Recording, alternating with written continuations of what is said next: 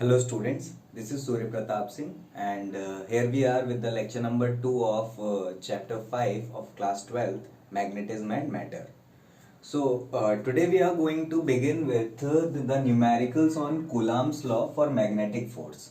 Okay, जो हमने Coulomb's law पढ़ा था लास्ट लेक्चर में है ना मैग्नेटिक फोर्स के लिए, उस पर बेस्ड कुछ न्यूमेरिकल्स हम इस लेक्चर में करेंगे है ना, और मैग्नेटिक फील्ड लाइंस के बारे में थोड़ा बहुत डिस्कस करेंगे. तो लेट्स स्टार्ट. ओके, तो मैं आपको नोट्स प्रोवाइड करूंगा. वो नोट्स आपको लेके बैठने हैं साथ में जब आप ये लेक्चर देख रहे हो, क्योंकि उसमें क्वेश्चंस लिखे हुए हैं, तो वो क्वेश्चंस आपको वहां से रेफर करने पड़ेंगे है ना. मैं यहाँ पर पढ़ूंगा, वो क्वेश्चंस मेरे पास हैं. तो let's start with the first question. पहला क्वेश्चन ऐसा है, मैं पढ़ देता हूं ताकि अपना टाइम बचेगा. Two magnetic poles, one of which is 4 times stronger than the other. उसने बोला दो मैग्नेटिक पोल्स हैं, एक दूसरे से 4 गुना ज्यादा स्ट्रॉन्गर है. Exert a force of 5 gram force on each other when placed at a distance of 10 centimetre. Find the strength of each pole. ठीक है, कहना वो ये चाह रहा है, वो ये बोल रहा है कि दो पोल्स हैं, दो मैग्नेटिक पोल्स हैं. सपोज एक कोई पोल 1 है और एक कोई पोल 2 है.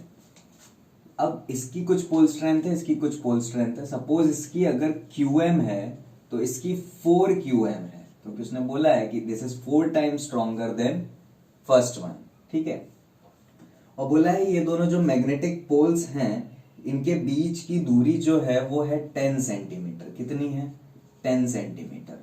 ठीक, हमें ये बताना है कि ये QM निकालना है अगर इनके बीच का जो फोर्स लग रहा है वो दिया हुआ है 5 ग्राम फोर्स. ठीक, तो इसमें बेसिकली थोड़ा बहुत यूनिट्स का खेल है और सिंपल फॉर्मूला है. हम जानते हैं कि हमने फॉर्मूला पढ़ा था F बराबर mu naught upon 4 pi QM1 into QM2 upon R square. This is the formula for force between two poles separated at some distance. Clear? तो ये दो पोल्स हैं, separated at some distance हैं, तो formula applicable है. अच्छा, force हमें दिया हुआ है म्यू नॉट, हम जानते हैं 4 pi into 10 to the power -7. QM1 और QM2 हमको QM और 4 QM दिए हुए. R की वैल्यू हमको 10 सेंटीमीटर दी हुई है. हमको निकालना है QM. निकल आएगा, सारी वैल्यूज उसमें हम रख देते हैं, हमारे पास QM निकल आएगा. देखें, सॉल्व करते हैं. तो आप बताएं मुझे फोर्स की वैल्यू. अच्छा, फोर्स की वैल्यू 5 ग्राम फोर्स दी है. ठीक है, यहां पे अगर 5 ग्राम फोर्स पुट कर दूंगा तो फिर ये सारी क्वांटिटीज भी ग्राम वाले यूनिट्स में होनी चाहिए. तो क्यों ना मैं सारी चीजें एक ही यूनिट में रखूं, क्योंकि यूनिट का बहुत इंपॉर्टेंस है. हम यूनिट एंड डायमेंशंस पढ़ चुके हैं 11th क्लास में. हम जानते हैं कि एक फॉर्मूला में सारी चीजें अगर सेम ऐसा यूनिट में रखी जाएंगी तो ही जो क्वांटिटी हम निकाल सकते हैं वो हमारी, मतलब जो भी आंसर आएगा वो सही आएगा, अदरवाइज वो आंसर सही नहीं आएगा है ना. तो हमको ऐसा यूनिट्स में रखेंगे अगर चीजें, तो हमारे पास आंसर सही आ जाएगा. ठीक है, तो या फिर ऐसा यूनिट में नहीं है तो सारी CGS में रखें, या सारी FPS में रखें, या सारी SI यूनिट में रखें, दैट इज MKS यूनिट. ठीक है, metre kilogram second unit system. ठीक, चलो, तो अब इसको मैं SI यूनिट में अगर कन्वर्ट करना चाहूं तो 5 ग्राम फोर्स को क्या मैं 5 into 10 to the power -3 kilogram force लिख सकता हूं. पहली चीज तो. दूसरी चीज, किलोग्राम फोर्स को न्यूटन में कन्वर्ट करने के लिए मेरे को 9.8 से इंटू करना पड़ेगा इसको. तो अब ये आ गया न्यूटन में, यानी इतना फोर्स है आपके पास न्यूटन में. क्लियर? तो ये वैल्यू यहां पुट कर दूं अगर, तो आप खुद से बताओ, फोर्स की वैल्यू आ गई आपके पास 5 into 10 to the power -3 into 9.8. ठीक, इज इक्वल टू, यहां पे आपने रख दिया 4 pi into 10 to the power -7 upon 4 pi QM1 की जगह आपने रख दिया QM into 4QM upon R square. अच्छा, आर कितना दिया आपके पास? 10 सेंटीमीटर। तो आप खुद से बताएं, आर की वैल्यू 10 सेंटीमीटर दी हुई है, तो 10 इंटू 10 की पावर -2 मीटर, मीटर में चेंज करना चाहिए, तो ये चीज यहां लिखूंगा मैं। तो देखो, यानी कि 10 की पावर -1 हो गया ना, वो 10 की पावर -1 का स्क्वायर। अब मेरे को ये चीज सॉल्व करनी है और QM की वैल्यू निकालनी है। तो देखो, हमारे पास QM स्क्वायर की वैल्यू क्या आ रही है? इधर से हमारे पास आएगी, देखो 4 पाई तो कट हो गया, ये 10 की पावर -2 हो गया, इधर गया, तो ये बेसिकली हो गया 5 इंटू 10 की पावर -5 इंटू 9.8, और डिवाइड में ये आया 10 की पावर -7 इंटू 4। क्लियर? अब जब आप इस चीज को सॉल्व करोगे QM के लिए, तो आपको पता है आप कैलकुलेटर से सॉल्व कर सकते हो, आपके में कैलकुलेटर अलाउड है। तो जो आंसर आएगा वो आपका आंसर आएगा 35 एम्पियर मीटर। कितना आएगा? 35 ampere metre. Clear? Ampere metre is the unit of pole strength. Ampere metre is the unit of pole strength. Sir कैसे आई है यूनिट? वैसे तो आप याद रख लो, पर कैसे आई है तो उसके लिए आप ऐसे समझो, मैग्नेटिक मूवमेंट क्या होता है आपका? पोल स्ट्रेंथ इंटू लेंथ, है ना, लेंथ ऑफ सेपरेशन। अच्छा, मैग्नेटिक मूवमेंट आप जानते हो कि I इंटू ए होता है, यानी करंट इंटू एरिया, पिछले चैप्टर में पढ़ चुके हो।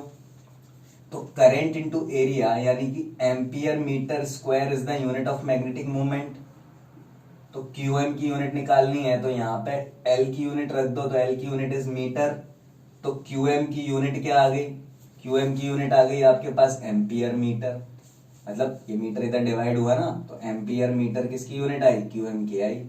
इसको आप बॉक्स बना के लिखना चाहो तो लिख सकते हो कि unit of QM, unit of QM, है ना। डायमेंशंस भी आप निकाल सकते हो। देखो, यूनिट एंड डायमेंशंस तो आपको किसी के भी निकालने को बोल सकते हैं, MCQ आ सकता है, ठीक है।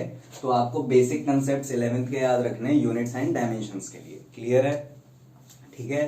क्या क्वेश्चन समझ में आया? एक बार और रिपीट कर देता हूँ। दो पोल्स दिए थे, एक QM एक 4QM, 4 गुना स्ट्रॉन्गर था, दोनों के बीच की दूरी दी थी, फोर्स दिया था, यूनिट चेंज करनी पड़ी क्योंकि सारी चीजें मेरे को एक ही यूनिट में रखनी पड़ेंगी। फॉर्मूला बहुत इजी था, सारी चीजें रख दी, QM आ गया। बहुत इजी सवाल था, सबको समझ आ गया होगा। पॉज करें, लिख लें।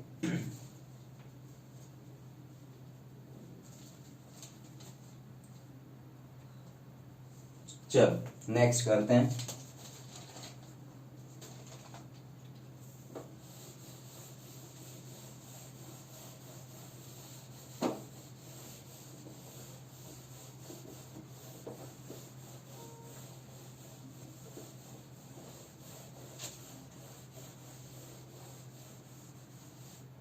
Okay.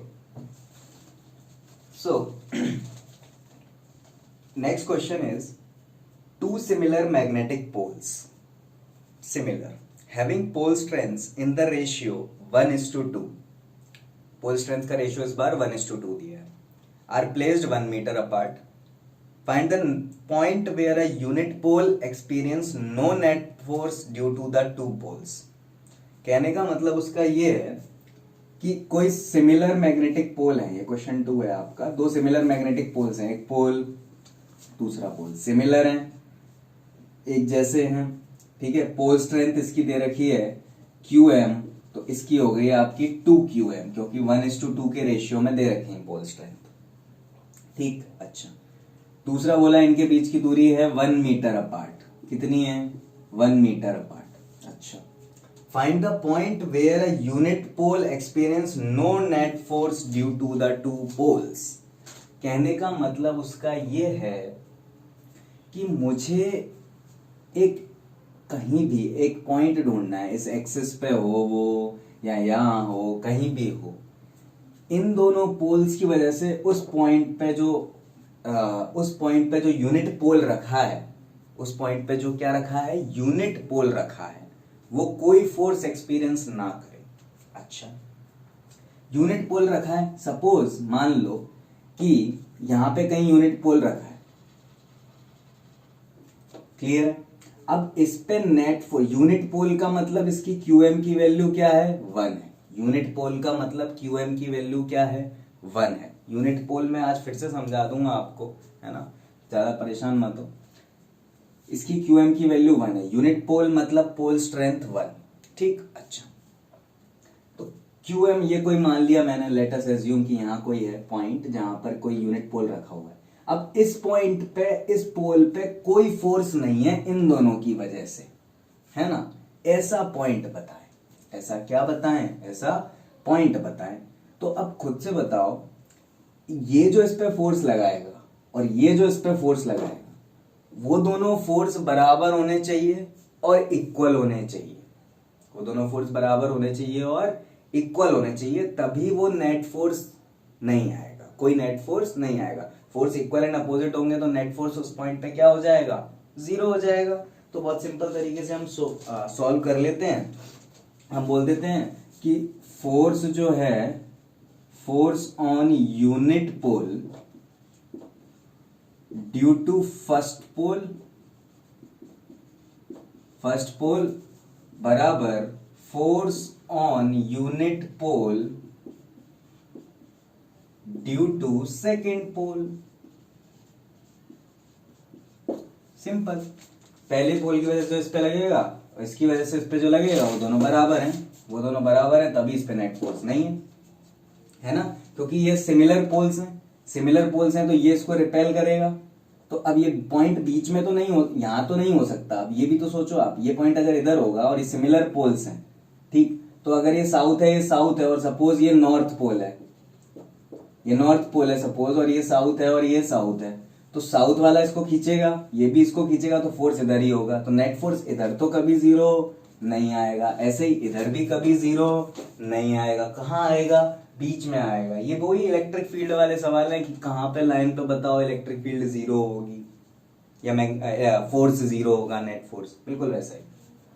तो यहाँ पे कहीं वो पॉइंट पॉसिबल है कि ये इस पे जितना फोर्स लगाएगा उतना ही ये इस पे इधर लगा देगा, ये इस पे इधर लगा। सपोज नॉर्थ पोल है ये, तो इसको इधर खींचेगा, ये इसको इधर खींचेगा, मतलब अपोजिट में फोर्स लग रहे हैं, वो इक्वल हो सकते हैं, यानी यहाँ पर नेट फोर्स 0 हो सकता है। क्लियर। अब मुझे पॉइंट ढूंढना है, तो सपोज मैं यहां से कुछ दूरी मान लेता हूं, उसकी x मान लेता हूं। क्या मान लेता हूं, x। इसी से मानी ना मैंने x, हाँ भाई इसी से मानी मैंने x, बिल्कुल सही। तो x यहां से मैं दूरी मान लेता हूं। तो अब खुद से बताओ, इसकी वजह से इस नॉर्थ पोल पे लगने वाला फोर्स, ये नॉर्थ पोल है, इसकी QM कितनी है, 1 है। तो अब खुद से बोलो, ये वैल्यू जो लिखी जाएगी mu naught upon 4 pi QM1 बोले तो QM इंटू QM2 यानी 1 upon x square is equal to mu naught upon 4 pi 2QM into 1 upon 1 minus x square. ये जो पार्ट है कितना बचा, 1 माइनस एक्स बचा, नहीं बचा। ये इस पे जो फोर्स लगाएगा वो इतनी डिस्टेंस के हिसाब से लगाएगा, ठीक है। तो अब इसको बहुत सिंपल तरीके से सॉल्व कर सकते हैं। इसमें हमारा ये कट गया, इसमें हमारा ये कट गया। अब बहुत सिंपल सा बचा। अब तो क्या, 1 माइनस एक्स का होल स्क्वायर बराबर इधर बच गया 2x स्क्वायर। इसको सॉल्व कर लो, बहुत सिंपल सा है। इसको सॉल्व करोगे x मिल जाएगा। कितना मिला है x, खुद से निकाल लो, सिंपल है। x की वैल्यू आ रही है आपकी 0.414 मीटर। मतलब QM से इतनी दूर बीच में कहीं नेट फोर्स क्या होगा, 0 होगा। क्लियर है। पॉज करें, लिख लें। आसान सा सवाल था, बहुत ही सिंपल, इलेक्ट्रिक फील्ड जैसा कंसेप्ट ये था। पहले तो कहीं भी वो पॉइंट होगा, नेट फोर्स 0 तब हो सकता है जब इक्वल एंड अपोजिट फोर्स हो। अब चलो इक्वल तो बात समझ में आ गई, पर अपोजिट ना तो इधर होंगे ना इधर होंगे, यहाँ हो सकते हैं, क्योंकि ये दोनों पोल सिमिलर दिए हैं। ये पोल हम कुछ भी मान लो, यूनिट पोल है। यूनिट पोल को जनरली आप नॉर्थ पोल माने। कैसा पोल माने, नॉर्थ पोल माने, ठीक है। आप नॉर्थ पोल इसको मान लें, इन दोनों को साउथ मान लें, इनको नॉर्थ मानते तो भी बात सही थी। यानी का मतलब हमें नेट फोर्स 0 करना था। पॉज करें, लिखें।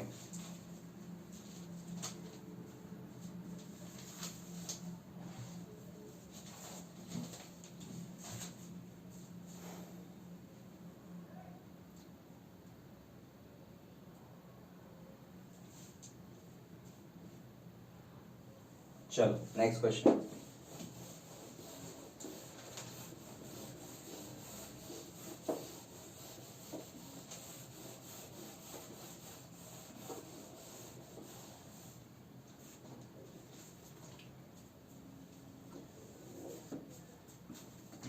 नेक्स्ट क्वेश्चन ऐसा बोल रहा है, calculate force acting between two magnet of length 15 centimetre each. दो मैग्नेट दिए हैं 15-15 सेंटीमीटर के, एक मैग्नेट दो मैग्नेट, दोनों कितने सेंटीमीटर के हैं? 15 का ये है, 15 का ये है, इनके बीच का फोर्स निकालना है हमें। Pole strength 80 ammeter metre each, इसकी पोल स्ट्रेंथ दे रखी है 80 एमीटर मीटर और इसकी भी पोल स्ट्रेंथ दे रखी है 80 एमीटर मीटर। अच्छा, When the separation between their north poles is 10 centimeter and that of between south poles is 40 centimeter। ठीक भाई, अब इनके नॉर्थ पोल्स के बीच की दूरी कितनी दे रखी है? 10। तो वो सपोज नॉर्थ इधर है, नॉर्थ इधर है, तो ये दूरी कितनी हो गई? 10 सेंटीमीटर। और साउथ इधर है, साउथ इधर है, और ये दूरी आपको दे रखी है 40 सेंटीमीटर। कितनी सेंटीमीटर? 40 सेंटीमीटर। ठीक। अच्छा, तो बस अब इतना हमको दिया है और आपको बोला है कि आप क्या फाइंड करो? फोर्स फाइंड करो। ठीक है, इनके बीच का क्या फाइंड करो? फोर्स फाइंड करो। दो मैग्नेट, ये 10, ये 15, 15, 40, QM QM। 2 मिनट सोच लें, आराम से ट्राई करके देखें, पॉज करके, है ना? पॉज करें, ट्राई करें।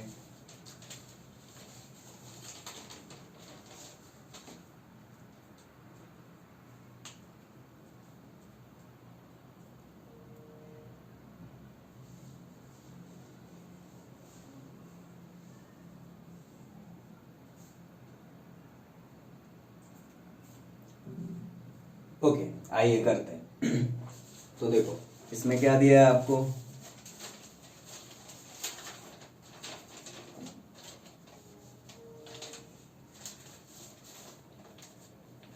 ठीक है, चलो अब आपको बोला है कि जो फोर्स है, ठीक,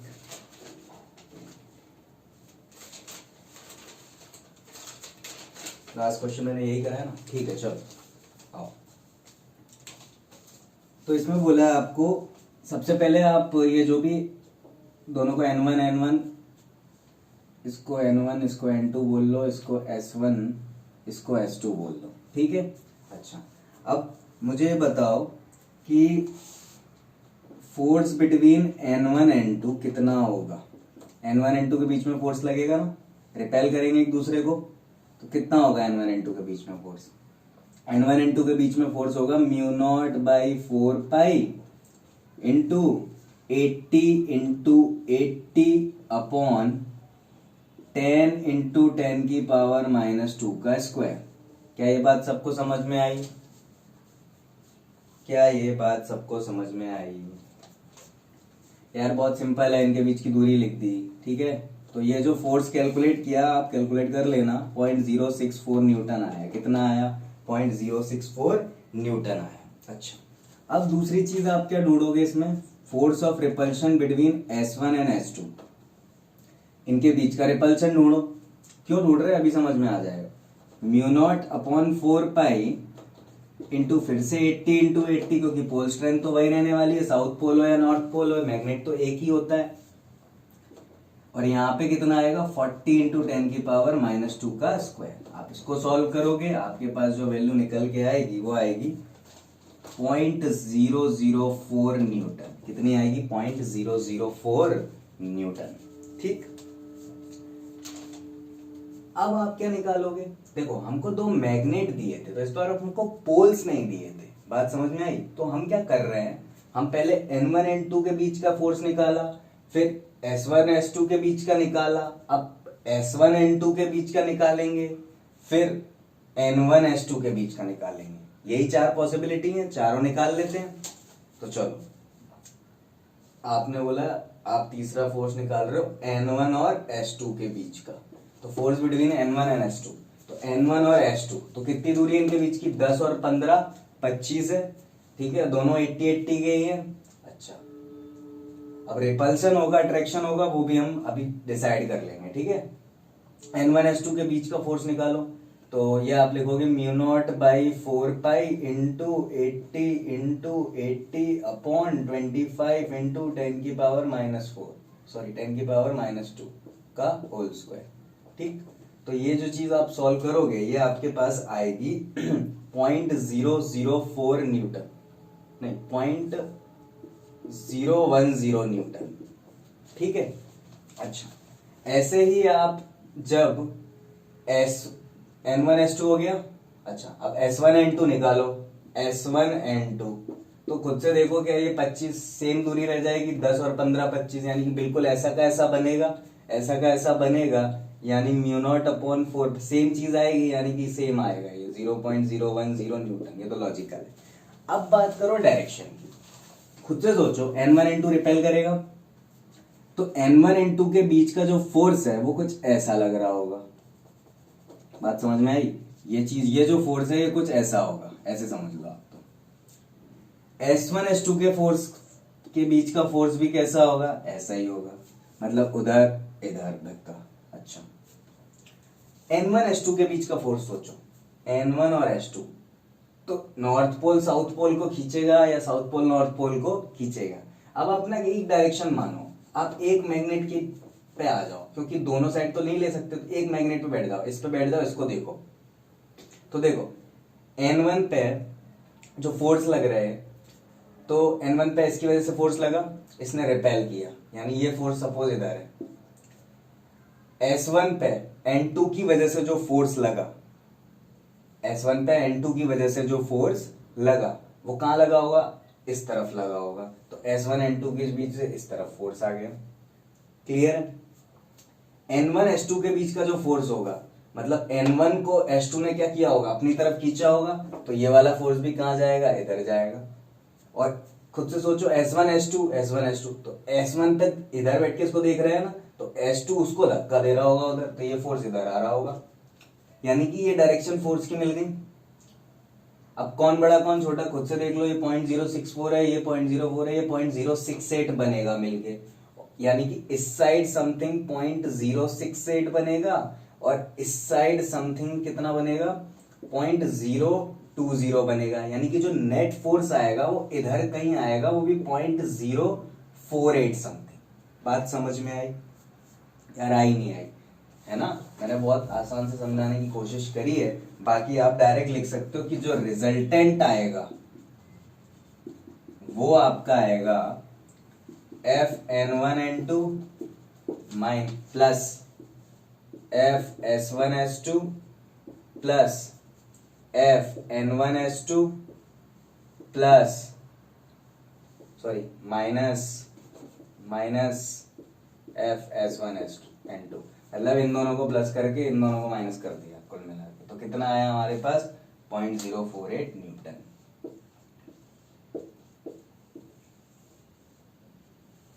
अच्छा सवाल था, ठीक है। थोड़ा सोचना पड़ेगा आपको इसमें कि चारों फोर्स निकालने पड़ेंगे, क्योंकि पूरी मैग्नेट है ये, पोल्स नहीं है, ठीक है ना। मैंने ये क्यों निकाले, क्योंकि मेरे को इस पे भी निकालना फोर्स, इस पे भी निकालना फोर्स, इस पे भी निकालना फोर्स, इस पे भी निकालना है फोर्स। क्लियर है क्या? ओके, तो चलो पॉज करो और फटाफट से लिखो। अच्छा सवाल था, इंपॉर्टेंट, मार्क कर लेना आप इसको।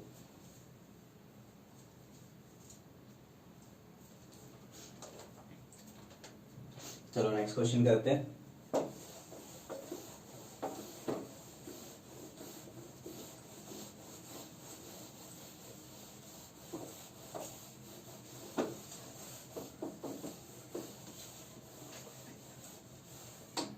ओके, सो नेक्स्ट क्वेश्चन क्या है हमारा? नेक्स्ट क्वेश्चन कुछ ऐसा है भाई, a bar magnet of magnetic movement 5 ampere metre square, यानी मैग्नेटिक मूवमेंट दिया है आपको 5 एम्पियर मीटर स्क्वायर, ठीक। और बोला है आपका डिस्टेंस बिटवीन जो पोल्स है वो 20 सेंटीमीटर है, यानी कि आपको 2L की वैल्यू दे दी है। ऐसे डिस्टेंस बिटवीन पोल्स कितनी है, 20 सेंटीमीटर। इसको अच्छे से लिखना चाहो तो आप ऐसे लिख सकते हो, SI यूनिट में आप चेंज कर ही लेना हर चीज हमेशा, ठीक है, ध्यान रख के। बोला है आपको पोल स्ट्रेंथ निकाल दो, तो ये बहुत ही वाहियात सवाल, वाहियात तो क्या बोलूं, बहुत ही आसान सा सवाल है। QM निकालना है, 2L दिया है, M दिया है, तो हमारे पास फॉर्मूला होता है M बराबर QM इंटू 2L, ठीक है। एम की वैल्यू आपको दे रखी है, क्यू एम आपको निकालना है, ये वैल्यू आपको दे रखी है। ठीक है, रख लो, आंसर आ जाएगा, खुद से रख लो, नोट्स में दिया होगा, खुद कर लेना। ये अभी के अभी करना, लेक्चर चालू के दौरान अभी पॉज करके सॉल्व करो, वैल्यू निकालो, बाद में चेक कर लेना, छोड़ो। क्वेश्चन 5, कैलकुलेशन तो चेक होगी एटलीस्ट। चलो क्वेश्चन 5 है हमारा। अब मैग्नेटिक डायपोल सेम है क्वेश्चन 5 भी, मैं नहीं करा रहा हूँ, स्किप कर रहा हूँ। ठीक है, आप लोग नोट्स में देख लेना, बिल्कुल सेम है। क्वेश्चन 6 कर दे।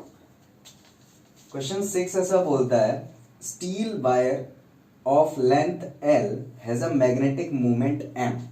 मतलब एक स्टील का वायर है जिसकी लेंथ सपोज L है, इसका मैग्नेटिक मोमेंट M है। ठीक, फिर क्या किया उसने, इस मैग्नेटिक इस वायर को ऐसे मोड़ दिया एक सेमी सर्कल में। क्लियर? जब उसने ऐसे मोड़ दिया एक सेमी सर्कल में, तो होगा क्या, मान लो ये कुछ ऐसा वायर था स्टील का, तो सेमी सर्कल में मोड़ने पे ये कुछ इस प्रकार का हो गया। क्लियर? अब इसका एक मैग्नेटिक मोमेंट था M। ठीक, चलो, तो M की वैल्यू क्या होगी, अभी M की वैल्यू होगी जो भी इसकी पोल स्ट्रेंथ है इनटू L। क्लियर? अच्छा, यहां पे अगर आप देखें तो एक चीज आपको ऑब्जर्व आ रही होगी कि L जो है वो ये है अभी, है ना। यानी अगर इसका रेडियस देखें सेमी सर्कल का, तो इसका रेडियस निकाल सकते हो आप कैसे, L बराबर पाई आर कर सकते हो, पाई आर बराबर L। तो यानी कि रेडियस की वैल्यू आ गई आपके पास L अपॉन पाई। आई नहीं आई? अच्छा, क्यों निकाला रेडियस? देखो, जब हमने इसको ऐसे कन्वर्ट कर दिया तो आपको निकालना है नया मैग्नेटिक मूवमेंट। ये पुराना M था तो नया बताना है। तो देखो ध्यान से, यहां पे ये हॉर्सशू मैग्नेट जैसा है, यानी ये कोई एक पोल है और ये कोई पोल है, यानी कि जो पोल्स के बीच की दूरी है वो अब चेंज हो गई। वो अब कितनी रह गई, वो अब 2r हो गई, r प्लस r कितनी हो गई, 2r। तो जो मैग्नेटिक मूवमेंट नया आएगा वो आपका आएगा pole strength into distance between poles, यानी 2r। पोल स्ट्रेंथ कहां से मिलेगी, यहां से मिलेगी। कितनी है पोल स्ट्रेंथ, M/L। अच्छा, M/L यहां रख दूं, इंटू 2 इंटू r की वैल्यू L/पाई, तो 2L/पाई। L कट हो गया, कितना आया, 2M/पाई। यानी कि जब वायर को मोड़ दिया जाएगा तो उसका जो मैग्नेटिक मूवमेंट M था वो कितना हो जाएगा, 2M/पाई हो जाएगा। तो क्या ये क्लियर हुआ कि मैंने ये कैसे किया? मैं फिर से बताता हूँ सवाल ये था कि एक वायर था L लेंथ का, उसको ऐसे मोड़ के R रेडियस का सेमी सर्कल बना दिया। बोला इसका मैग्नेटिक मूवमेंट अगर M है तो बताओ इसका क्या है। तो हमने क्या बोला, इसका अगर M है तो इसकी पोल स्ट्रेंथ को अगर QM मान लूं, तो QM इंटू L इसका मैग्नेटिक मूवमेंट लिखा जाएगा। यानी इसकी पोल स्ट्रेंथ कुछ ये आ गई M/L। क्लियर है? यानी पोल स्ट्रेंथ M/L है। चलो ठीक है, अब इसकी पोल स्ट्रेंथ निकालने के लिए QM इंटू 2R करना पड़ेगा। क्यों? क्योंकि ये एक वायर है, यानी इसका नॉर्थ पोल और साउथ पोल इधर होंगे, यानी इनके बीच की दूरी ये होगी, ना कि अब ये ऐसी L तो नहीं रह जाएगी, यानी 2R है। अब 2R चाहिए, यानी QM इंटू 2R निकालना है। QM तो मुझे यहाँ से मिल गया है, मुझे R की वैल्यू पता होनी चाहिए, तो R की वैल्यू मुझे इधर से मिली, उठा के पुट किया, आंसर आ गया। क्लियर हुआ? पॉज करें, उतारें।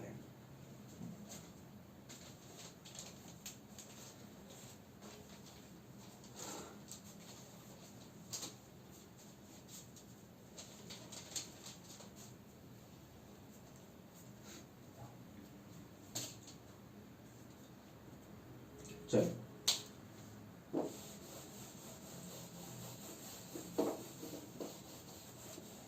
तो ये तो हुए हमारे क्वेश्चंस कुलाम्स लॉ पे, है ना। मैंने बहुत जल्दी किए, अच्छे क्वेश्चंस भी कर लिए, एक दो और इजी भी कर लिए, प्रैक्टिस की जरूरत थी तो कर लिए। अब हम आते हैं एक और चीज, आपको नोट बना के लिख लो, है ना, कि जो मैग्नेट होता है ना, उसको ऐसे अगर कट कर दें हॉरिजॉन्टली, तो उसकी पोल स्ट्रेंथ जो होती है, जो नई पोल स्ट्रेंथ आती है, वो पुरानी की आधी हो जाती। कैसी हो जाती है? आधी हो जाती। और अगर ऐसे कट कर दें तो पोल स्ट्रेंथ जो होती है उसमें कोई चेंज नहीं होता, वो वैसी की वैसी रहती है। एक नोट बना के आप लिख लें, है ना। इस पे अगर क्वेश्चन आएंगे तो आपके काम आ सकती है ये चीज।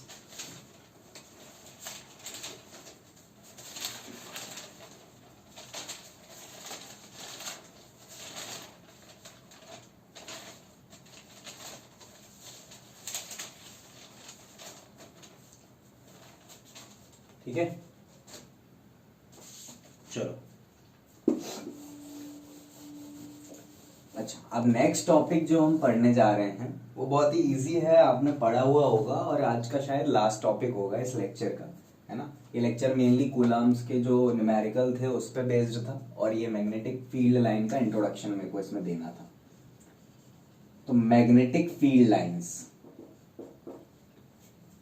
क्या होती हैं? ये मैग्नेटिक फील्ड लाइंस थोड़ी सी थ्योरेटिकल पार्ट है पर इंटरेस्टिंग कहानी है, तो सुनते हैं। फेरेडे, माइकल फेरेडे करके एक साइंटिस्ट थे, सबने नाम सुना होगा आई थिंक उनका।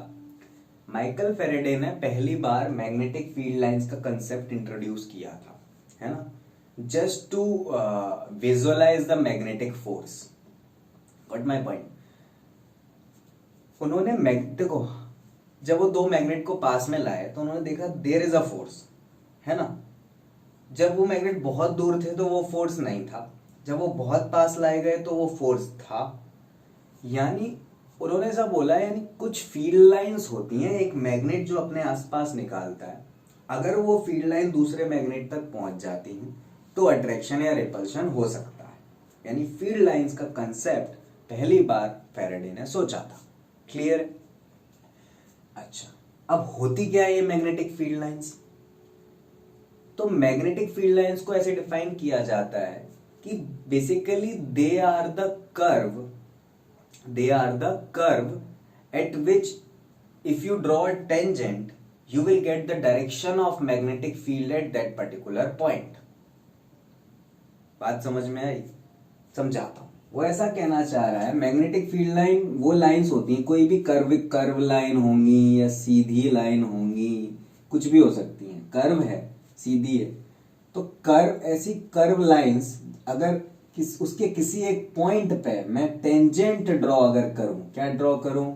टेंजेंट ड्रॉ करूं, तो ये टेंजेंट जो है वो इस पॉइंट पे मैग्नेटिक फील्ड की डायरेक्शन बता रहा हो, तो ऐसी लाइंस को मैग्नेटिक फील्ड लाइंस कहा जाता है, या फिर इनका नाम मैग्नेटिक लाइंस ऑफ फोर्स भी दिया जाता है। Magnetic lines of force, magnetic lines of force मतलब इन्हीं लाइंस की वजह से फोर्स लगता है ना, तो इसलिए magnetic lines of force. Clear? Force की लाइन, बात समझ में? तो magnetic field lines basically introduced by Faraday, है ना, इंट्रोड्यूस्ड बाय फैराडे, पहली चीज। दूसरी चीज ये, if we draw, basically if we draw, क्या डेफिनेशन लिख लेते हैं, a curve at which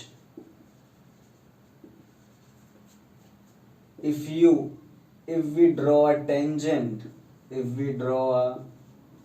tangent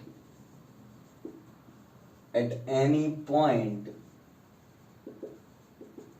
we will get the direction of magnetic field. We will get the direction of magnetic field. Clear है? पूरे कर्व पे किसी भी एक पॉइंट पे अगर डायरेक्शन टेंजेंट ड्रॉ करूं तो मुझे मैग्नेटिक फील्ड की डायरेक्शन अगर मिलती है तो वो लाइन जो है, जो कर्व है, वो मैग्नेटिक फील्ड लाइन है, मैग्नेटिक फील्ड लाइन को रिप्रेजेंट कर रहा है। क्लियर है? तो ये हुआ मैग्नेटिक फील्ड लाइंस की बात। मैग्नेटिक फील्ड लाइंस क्या हैं, क्यों हैं, सब समझ में आता है। अब आती है मैग्नेटिक फील्ड लाइंस की प्रॉपर्टीज। ठीक है, आपको इसमें कुछ लिखने की जरूरत नहीं है, नोट्स में लिखा हुआ है, आप उसमें से लिख लेना, मैं आपको समझा दे रहा हूं जस्ट। ठीक है,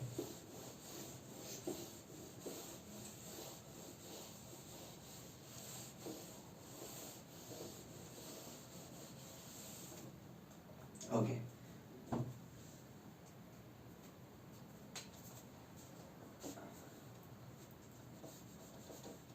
properties of magnetic field lines 2 number में बहुत बार पूछा जाता है, पूछा जा चुका है ना, बोर्ड्स में, गुजरात बोर्ड में, सीबीएसई बोर्ड में, तो इंपॉर्टेंट है, याद रखना। पहली प्रॉपर्टी मैग्नेटिक फील्ड लाइन की, हम सब जानते हैं कि magnetic field lines originates from north pole and at south pole. Clear है, ये तो सब जानते हैं कि भाई साहब नॉर्थ पोल पे मैग्नेटिक फील्ड्स लाइंस जो होती हैं वो ओरिजिनेट करती हैं, यहां से निकलती हैं और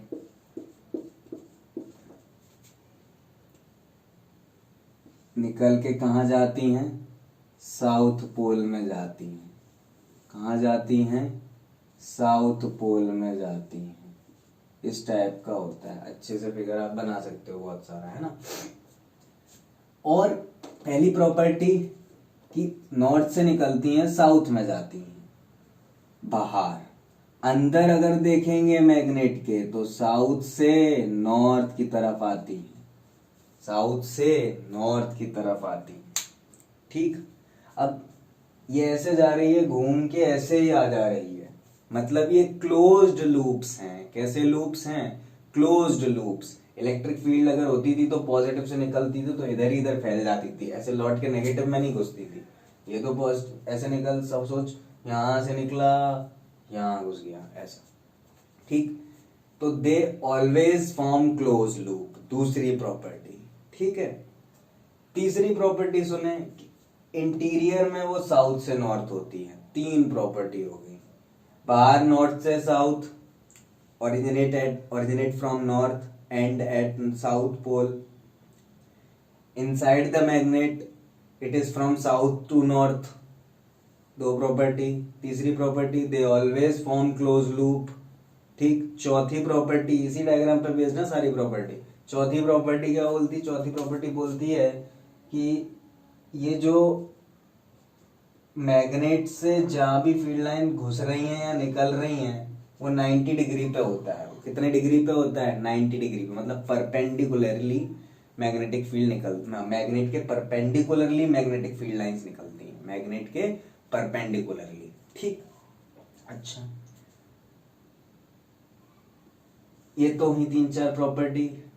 और एक इंपॉर्टेंट प्रॉपर्टी कि मैग्नेटिक फील्ड लाइंस कभी कट क्रॉस नहीं करेंगी एक दूसरे को, है ना। 2 फील्ड लाइन ऐसे कट क्रॉस नहीं करेंगी। क्यों, क्योंकि सोचो ध्यान से, इस पॉइंट को अगर पकड़ो आप, है ना, और मैग्नेटिक फील्ड लाइन क्या होती हैं कि वो लाइंस जिनके ऊपर टेंजेंट किसी पॉइंट पे ड्रॉ करूं तो मैग्नेटिक फील्ड की डायरेक्शन दे दे।